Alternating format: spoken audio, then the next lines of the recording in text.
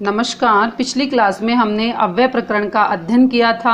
संस्कृत भाषा में शब्द दो प्रकार के होते हैं। पहले थे विकारी और दूसरे थे अविकारी। जो शब्द विभक्ति प्रत्यय उपसर्ग से मिलकर अपने रूप को परिवर्तित कर लेते हैं वे विकारी शब्द कहलाते हैं। उन्हें विकारी शब्द से निर्देशित करते हैं हम।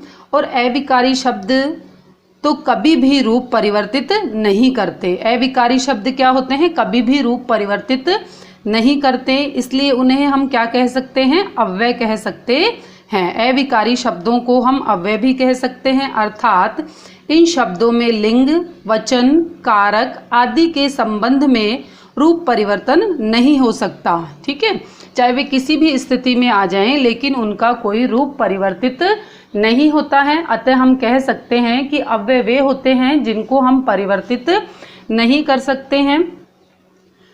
जैसा कि आपको बता दूं मैं आपको कि जिस तरह से मान लीजिए अपने पास कोई लिंग आ गया है ना, जैसे स्त्रीलिंग या पुल्लिंग, तो उस पर अव्यय का कोई प्रभाव नहीं पड़ेगा। वचन आ गए तो वचन का भी, एक वचन, द्विवचन, बहुवचन कुछ भी आ गया तो उस पर अव्यय का कोई प्रभाव नहीं पड़ेगा। चाहे किसी भी प्रकार का कोई कारक आ जाए तो अव्यय पर उसका किसी प्रकार से कोई प्रभाव नहीं पड़ता, क्योंकि वे क्या होते हैं? अविकारी। ठीक है, अब हम पिछली क्लास में 3 अव्यय पढ़ चुके थे। अपि, अपि का अर्थ हमने भी पढ़ा था। दूसरा हमने पढ़ा था इति, इति का अर्थ था प्रातिपदिक का अर्थ है या फिर क्योंकि से लिया था हमने। एक हमने पढ़ा था इव, इव का अर्थ था उपमा के अर्थ में। और अब हमारा नेक्स्ट जो अव्यय है वह है उच्च। उच्च का अर्थ क्या होता है? जोर से या ऊंचा, बहुत ऊंचा। ठीक है, अब जैसे पर्वत क्या है? उच्च। उच्च डैश पर्वताः सन्ति, डैश पर्वताः सन्ति, डैश पर्वताः सन्ति। तो यहाँ पे डैश डैश आएगा और 2 अव्यय आपको दे देगा। जैसे मान लो आपको अपि दे दिया और एक उच्च दे दिया, ठीक है, और एक और दे दिया आपको इव दे दिया। अब इन तीनों में से आपको एक छांटना है कि आंसर में क्या आएगा। ठीक है, ऑप्शन वाले भी आ जाते हैं। तो इसमें क्या भर देंगे अपन? उच्च। उच्च का अर्थ क्या होता है?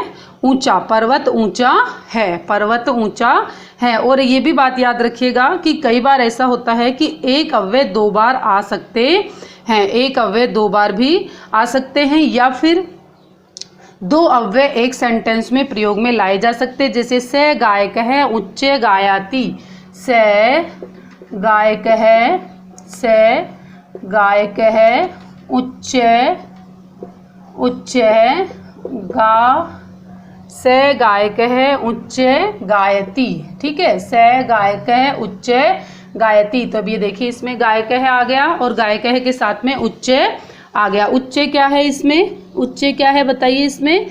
उच्च एक अव्यय है। उच्च क्या है इसमें? एक अव्यय है। ठीक है, यहाँ तक सभी को क्लियर हो गया। अब नेक्स्ट देखिए, नेक्स्ट अपना है नूनम। नेक्स्ट अपना क्या है? इसमें आपको कुछ भी याद नहीं रखना, केवल इनके अर्थ याद रखने हैं। ठीक है, इनके क्या याद रखने हैं? आपको अर्थ याद रखने हैं। नूनम का अर्थ होता है निश्चित मेयो, निश्चय मेयो। ठीक है, नूनम का अर्थ क्या होता है? निश्चय मेयो। इसका एक अर्थ और होता है संदिग्ध रूपेण, असंदिग्ध रूपेण। एक अर्थ क्या होता है इसका? असंदिग्ध रूपेण, असंदिग्ध रूपेण मतलब निश्चित रूप से, है ना, असंदिग्ध, असंदिग्ध रूपेण, असंदिग्ध रूपेण, यह भी इसका अर्थ होता है। इसके 2 अर्थ होते हैं, असंदिग्ध रूपेण, असंदिग्ध रूपेण। नूनम के 2 अर्थ होते हैं, कौन कौन से होंगे? निश्चयमेव और असंदिग्ध रूपेण। ठीक है, निश्चयमेव असंदिग्ध रूपेण। अब इसको मैं आपको ऊपर लिख देती हूँ, उच्च के साथ अपन इरेज कर देते हैं। देखिएगा, नूनम त्वया तत्र गम्यतव्यम, नूनम, नूनम, नूनम त्वया, नूनम त्वया, नूनम त्वया तत्र, नूनम त्वया तत्र गम्यतव्यम, गंतव्यम। ठीक है, नूनम त्वया तत्र गंतव्यम, नूनम त्वया तत्र गंतव्यम। अब इसमें क्या आ गया? यहाँ पे नूनम क्या आ गया? यहाँ पे नूनम आ गया, तुम्हें वहां जाना चाहिए, तुम्हें वहां जाना चाहिए। ठीक है, तो यहाँ पर क्या हो गया? असंदिग्ध रूपेण मतलब आपको वहां पे जाना चाहिए। ठीक है, अब देखो इसका भी एक उदाहरण मैं आपको बता देती हूँ, निश्चय में वाला भी। नूनम से सत्यम वदति, नूनम से सत्यम वदति। अब देखो, निश्चय ही वह बिल्कुल सत्य बोलता है, निश्चय ही वह बिल्कुल सत्य बोलता है। ठीक है, अब ये दोनों आपको समझ में आ गए होंगे। एक तो अपना है उच्चय, उच्चय का अर्थ क्या होता है? उच्चय का अर्थ होता है महान, मतलब बड़ा, ऊंचा। ठीक है, बड़ा। ठीक है, महतार्थ है, बहुत बड़े अर्थ में। और नूनम के दो अर्थ मैंने बताया आपको, एक तो असंदिग्ध रूपेण और एक आपको बताया है मैंने आपको निश्चयमेव। एक क्या बताया है आपको? निश्चयमेव। ठीक है, और परीक्षा में कैसे प्रश्न पूछा जाएगा? डैश डैश त्वया तत्र गम्यतव्यम नूनम।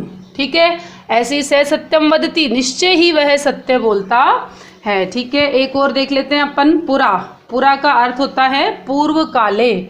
पुरा का अर्थ क्या होता है? पूर्व काले, पूर्व काले, या फिर पहले भी होता है पुरा का अर्थ, अपने को सबको पता है। ठीक है, पहले अग्नि स्थापित करके, पहले अग्नि स्थापित करके। ठीक है ना। अब एक और देख लेते हैं इसका उदाहरण।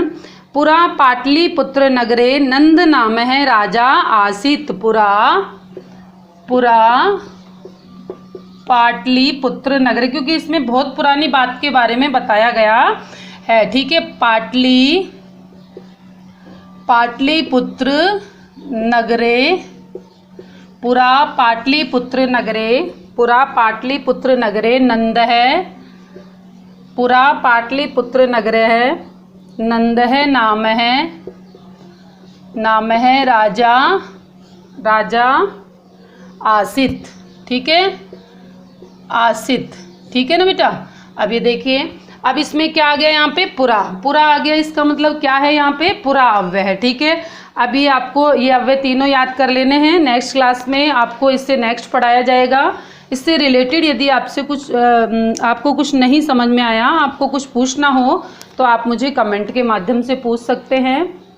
Thank you so much.